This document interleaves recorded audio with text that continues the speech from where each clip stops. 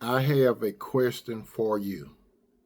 And that question is, do you know who is your real enemy? There is someone that is thinking about you on two occasions, and that is day and night, in a very negative way.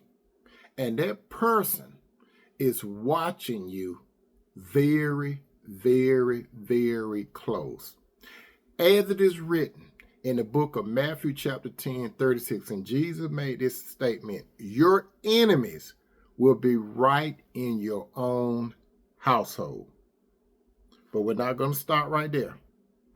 There is someone or more entities that are more dangerous than the person that you see that is close to you.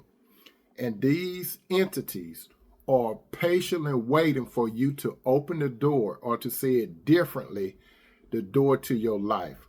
Right now, you are wondering who I am referring to, right? As it is written in the book of 1 Peter chapter 5:8, be alert and of sober mind. Your enemy, the devil, prowls around like a roaring lion looking for someone to devour. And that someone is you, my friends. Also, as it is written in the book of Ephesians chapter 6:12, for we wrestle, listen very carefully, for we wrestle not against flesh and blood, but against principalities, against powers, against the rulers of darkness of this world, against spiritual wickedness in high places. You see, you got to understand this, my friend. The spiritual world overlaps the physical world. Just like you cannot see the wind blowing, but you can feel the effects. Likewise, evil spirits move around you and waiting for you to open that door so you can give them an opportunity to enter into your life. You see, you must understand this, and you must have discernment. You see, evil spirits were once holy angels. Yes, they were once holy angels until they decided to follow Satan in the rebellion against God, and they were cast out of heaven. Jesus made a statement about this to his disciples about witnessing this event, as it is written in the book of Luke chapter 10:18. And he said to them, that Jesus, I saw Satan fall like lightning from heaven.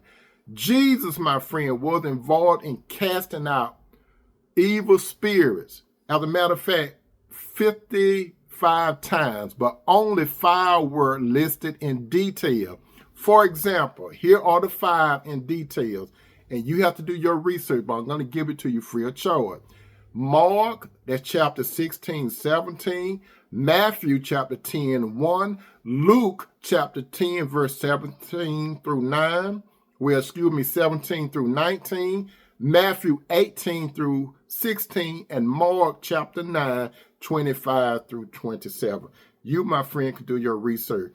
This is how people or you open the doors to an evil spirit or spirit, by the following: willfully negative and sinful actions, moments of weakness, family history and background, personal involvement in the occult, external negative influence.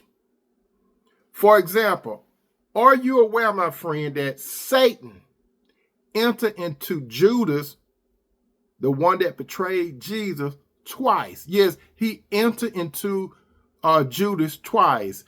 As it is written in Luke chapter 22:3, before the Last Supper, Satan led Judas to seek out Jesus' enemies and arrange to betray Jesus.